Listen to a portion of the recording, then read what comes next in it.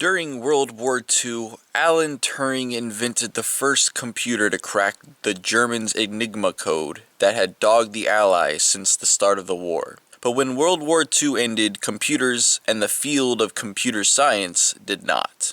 From there began an evolution of the first Turing machine, becoming more advanced, adding memory, and eventually screens. With technology and science moving into a digital space, it wouldn't be long before art followed suit. And with wireframe creations being born in virtual worlds, it was only a matter of time before someone took this cutting-edge technology to create an old-fashioned media, stereoscopic 3D. This is the Hypercube 4D story.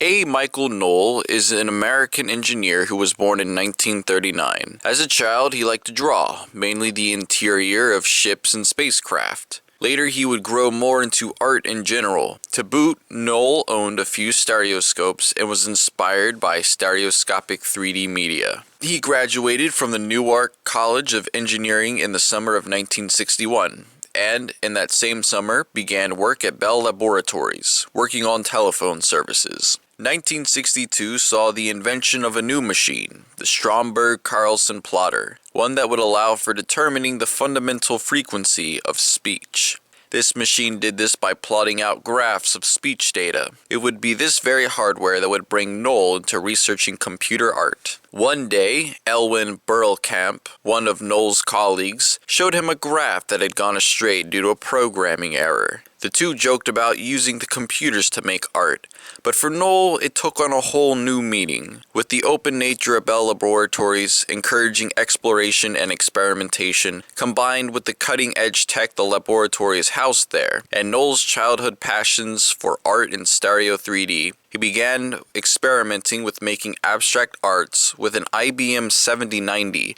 and the Stromberg-Carlson plotter. His first art, dubbed the Gaussian quadratic, used random line placements and line densities. While he had experimented many times before, he found the Gaussian quadratic particularly appealing. He would use markers to trace over the lines, making custom art pieces for his fellow colleagues. While Knoll had gone back to his work in assessing telephone transmission quality, his persistence on using the computers for art caught the eye of the higher-ups at Bell's research development, and he was soon transferred to the research division. There, Knowles would write a program for the IBM 7090 that would allow for 3D data to be displayed stereoscopically. The computer would create 3D projections of the data, and then would tell the microfilm plotter to create a left eye and right eye plot. Knowles was able to view these stereo views via a childhood stereoscope. While most of these pieces were strictly artistic, he also used the technique for his research in speech analysis and synthesis. He made a few more stereo 3D images and showed them around to test the waters. It was a success, and people much preferred the 3D images over the 2D ones.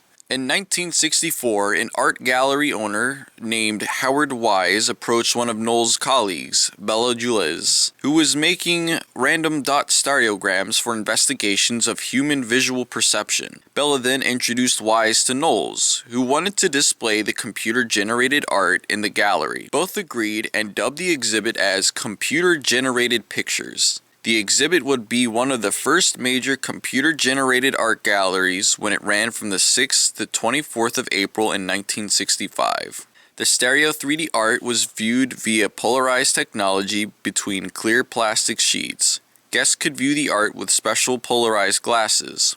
To the dismay of everyone involved, the gallery was a failure, and not a single piece of art sold. Out of fear that the Bell telephone companies would not see their art as serious scientific research, AT&T, whose funding for the Bell Labs came from the Bell telephone companies, tried to stop the exhibition, but since the money had already been put forth into the exhibit, it would continue. Bella and Knowles were told to keep the exhibit on the down low, and in return they were allowed to copyright their work. After some resistance with the Copyright Office at the Library of Congress, they finally accepted Knowles' first work, Gaussian quadratic, possibly making it the first ever piece of art made with a computer to be copyrighted. While the Howard Wise exhibit failed, Knowles' work would go on to many other galleries in places like England and Germany, among others. Back at home in Bell Labs, Knowles created a series of stereoscopic projections that, when brought together, could be viewed as a 3D movie. This would be the 4D Hypercube, the idea of which came from another colleague, Doug Eastwood. When the movie was projected through a special prism called a prism stereo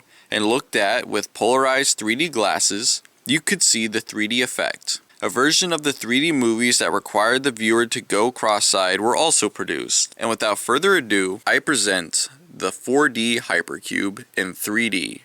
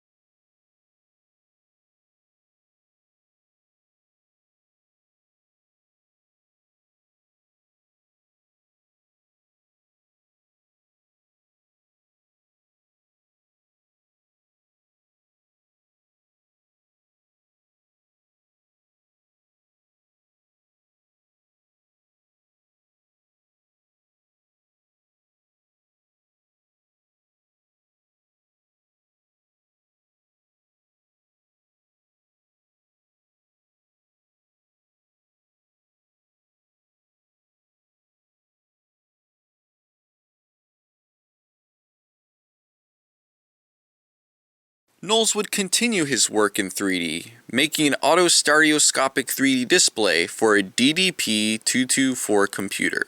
Later, he would go to work under the Nixon administration, go back to Bell Labs, then transfer to AT&T, where he marketed new telecommunications of products and services. After leaving there, he became the dean at the USC Annenberg School for Communication, and finally became a professor of communications in 1984, retiring in 2006. Knowles and the other computer wizards did extraordinary things at Bell Labs in the 60s. They advanced computer science by leaps and bounds. The first synthesized voices, the first CG graphics, the first digital music.